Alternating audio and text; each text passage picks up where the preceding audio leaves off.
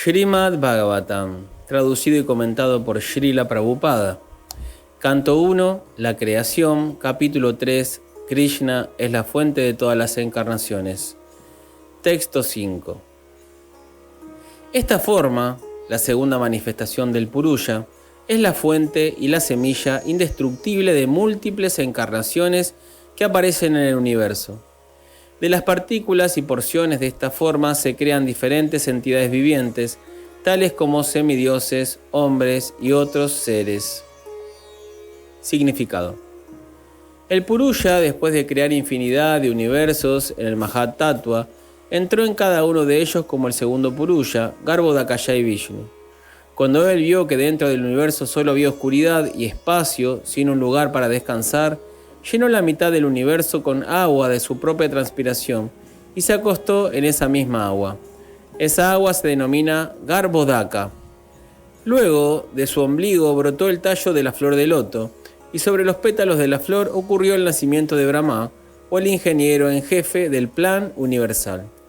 Brahma se volvió el ingeniero del universo, y el propio Señor, como Vishnu, se hizo cargo de la conservación del universo. Brahma se originó a partir del rayo guna de Prakriti, o la modalidad de la pasión de la naturaleza, y Vishnu se volvió el señor de la modalidad de la bondad. Vishnu, siendo trascendental a todas las modalidades, siempre está apartado de la influencia materialista. Eso ya se ha explicado. De Brahma surge Rudra, Shiva, el cual está a cargo de la modalidad de la ignorancia u oscuridad. Él destruye toda la creación por la voluntad del Señor. En consecuencia, todos los tres, es decir, Brahma, Vishnu y Shiva, son encarnaciones Garbhodakaya Vishnu. A partir de Brahma se encarnan los otros semidioses, tales como Daksha, Marichi, Manu y muchos otros, para engendrar entidades vivientes en el universo. A Garbhodakaya Vishnu se le glorifica en los Vedas con los himnos de Garbha Stuti, que comienzan con la descripción del Señor, según la cual él tiene miles de cabezas, etc.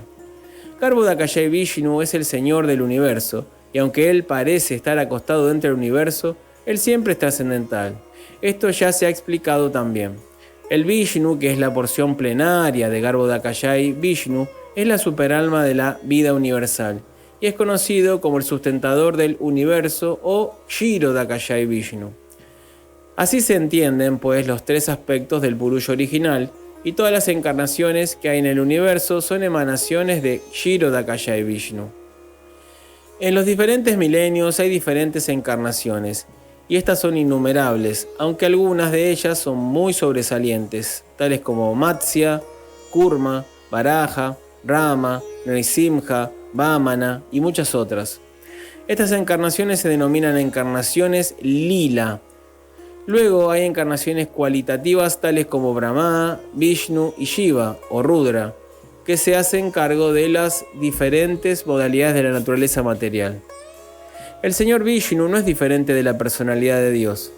El señor Shiva está en la posición marginal entre la personalidad de Dios y las entidades vivientes, o jivas. Brahma es siempre un jiva tattva. El más elevado de los seres vivientes piadosos, el más grande devoto del Señor, es apoderado con la potencia del Señor para crear y recibe el nombre de Brahma. Su poder es como el poder del sol que se refleja en las piedras y joyas valiosas. Cuando no hay un ser viviente de esa clase para hacerse cargo del puesto de Brahma, el propio Señor se vuelve un Brahma y se hace cargo del puesto. El Señor Shiva no es un ser viviente ordinario. Él es la porción plenaria del Señor, pero debido a que el Señor Shiva está en contacto directo con la naturaleza material, no se encuentra exactamente en la misma posición trascendental que el Señor Vishnu. La diferencia es como la que hay entre la leche y la cuajada. La cuajada no es más que leche, mas aún así no puede ser utilizada en lugar de leche. Las siguientes encarnaciones son los Manus. Durante el transcurso de un día de la vida de Brahma, que se calcula que abarca 4.300.000 por 1.000 de nuestros años solares, hay 14 Manus. Por consiguiente, en un mes de Brahma hay 420 Manus, y en un año de Brahma hay 5.040 Manus. Brahma vive 100 años de su tiempo, y en consecuencia, en el periodo que dura la vida de Brahma, hay 5040 por 100 o 504.000 Manus. Existen infinidad de universos con un Brahma en cada uno de ellos, y todos ellos son creados y aniquilados durante el periodo respiratorio del Purusha. Por lo tanto, uno puede sencillamente imaginarse cuántos millones de Manus hay durante una respiración del Purusha. Los Manus sobresalientes de este universo son los siguientes: Yagya como Swayambhuva Manu, Vibhu como Swarochiya Manu, Satyasena como Uttama Manu, Hari como Tamasa Manu, Vaikunta como Raivata Manu, Ashita como Chakshusha Manu, Vamana como Vaivasvata Manu. La era actual la rige Vaivasvata Manu. Sarvabhauma como Sarvani Manu, Rishava como Daksha Sarvani Manu, Vishvakshena como Brahma Sarvani Manu, Dharmasetu como Dharma Sarvani Manu, Sudama como Rudra Sarvani Manu, Yogeshvara como Deva Sarvani Manu y Brihad Bhanu como Indra Sarvani Manu. Estos son los nombres de un conjunto de 14 Manus que abarcan 4.300 millones de años solares, tal como se describió anteriormente. Luego están los Yuga Avatar, o las encarnaciones del milenio. Los yugas se reconocen como Satya Yuga, Treta Yuga, Dwapara Yuga y Kali Yuga.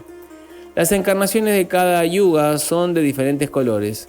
Los colores son blanco, rojo, negro y amarillo. En el Dwapara Yuga apareció el Señor Krishna, que es de color negro, y en Kali Yuga apareció el Señor Chaitanya, que es de color amarillo. De manera que todas las encarnaciones del Señor se mencionan en las escrituras reveladas. No hay lugar para que un impostor se vuelva una encarnación, pues a esta se la debe mencionar en los Shastras. Una encarnación no declara ser una encarnación del Señor, sino que los grandes sabios se ponen de acuerdo y la reconocen mediante las señales que se mencionan en las escrituras reveladas. Las características de la encarnación y el tipo de misión en particular que ha venido a ejecutar se mencionan en las escrituras reveladas. Aparte de las encarnaciones directas, hay innumerables encarnaciones apoderadas. A ellas también se las menciona en las escrituras reveladas. Dichas encarnaciones son apoderadas tanto directa como indirectamente. Cuando están directamente apoderadas reciben el nombre de encarnaciones, pero cuando están indirectamente apoderadas reciben el nombre de vibhutis. Encarnaciones directamente apoderadas son los Kumaras, Narada, Prithu, Yesha, Ananta, etc. En lo que respecta a los vibhutis, están descritos muy explícitamente en el Bhagavad Gita, en el capítulo de Vibhuti Yoga. Y la fuente de todos esos diferentes tipos de encarnaciones es Garbhodakaya Vishnu. Texto 6. En primer lugar, al principio de la creación existieron los 4 hijos solteros de Brahma, los Kumaras, quienes, habiendo hecho un voto de celibato, se sometieron a severas austeridades para poder comprender la verdad absoluta. Significado. La creación del mundo material se efectúa, se mantiene y luego se aniquila de nuevo en ciertos intervalos de tiempos.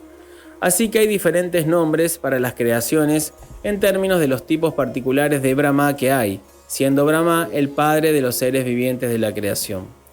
Los Kumaras, como se mencionó anteriormente, aparecieron en la creación Kaumara del mundo material, y para enseñarnos el proceso de la comprensión Brahman, se sometieron a un severo tipo de disciplina como solteros. Estos Kumaras son encarnaciones apoderadas, y antes de ejecutar el severo tipo de disciplinas, todos ellos se volvieron brahmanas capacitados. Este ejemplo sugiere que uno debe adquirir primero las cualidades de un brahmana, no simplemente por nacimiento, sino también por cualidad, y entonces uno puede emprender el proceso de la comprensión Brahman. Texto 7. El disfrutador supremo de todos los sacrificios adoptó la encarnación de un jabalí, la segunda encarnación, y por el bien de la tierra levantó a esta última de las regiones infernales del universo. Significado. Existe la indicación de que junto con todas y cada una de las encarnaciones de la personalidad de Dios, también se menciona la función específica que se ejecuta. No puede haber ninguna encarnación sin una función específica, y dichas funciones siempre son extraordinarias. A cualquier ser viviente le resulta imposible realizarlas. La encarnación del jabalí tuvo por objeto sacar a la Tierra de la región plutónica de materia inmunda. Recoger una cosa de un lugar sucio es algo que hace un jabalí, y la todopoderosa personalidad de Dios exhibió esa maravilla ante los asuras, los cuales habían escondido la tierra en un lugar así de inmundo. Para la personalidad de Dios no hay nada imposible, y aunque Él hizo un papel de un jabalí, es adorado por los devotos, permaneciendo siempre en la trascendencia. Texto 8. En el milenio de los rishis, la personalidad de Dios asumió la tercera encarnación apoderada en la forma de Devarshi Narada, quien es un gran sabio entre los semidioses. Él reunió exposiciones de los Vedas que tratan del servicio devocional y que inspiran la acción no fruitiva. Significado. El gran Rishi Narada, que es una encarnación apoderada de la personalidad de Dios, propaga el servicio devocional por todo el universo. Todos los grandes devotos del Señor de todo el universo y de diferentes planetas y especies de vida son discípulos de él. Srila Vyasadeva, el recopilador del Srimad Bhagavatam, es también uno de sus discípulos. Narada es el autor del Narada Pancharatra, que es la exposición de los Vedas particularmente dedicada al servicio devocional del Señor. Este Narada Pancharatra prepara a los karmis, o trabajadores fruitivos, para que logren liberarse del cautiverio del trabajo fruitivo. Las almas condicionadas están principalmente atraídas por el trabajo fruitivo, debido a que quieren disfrutar de la vida con el sudor de su propia frente. Todo el universo está lleno de trabajadores fruitivos en todas las especies de vida. Los trabajos fruitivos incluyen toda clase de planes de desarrollo económico, pero la ley de la naturaleza estipula que cada acción tiene su reacción resultante, y el ejecutor del trabajo está atado por dichas reacciones, ya sean estas buenas o malas. La reacción del trabajo bueno es la prosperidad material relativa, mientras que la reacción del trabajo malo es la aflicción material relativa. Pero las condiciones materiales, bien sea en la supuesta felicidad o en la supuesta aflicción, tienen todas en definitiva la finalidad de solo hacer sufrir. Los necios materialistas no tienen información alguna de cómo obtener la felicidad eterna en el estado no condicionado. Shri Narada les informa a esos necios trabajadores fruitivos cómo hacer realidad el aspecto verdadero de la felicidad.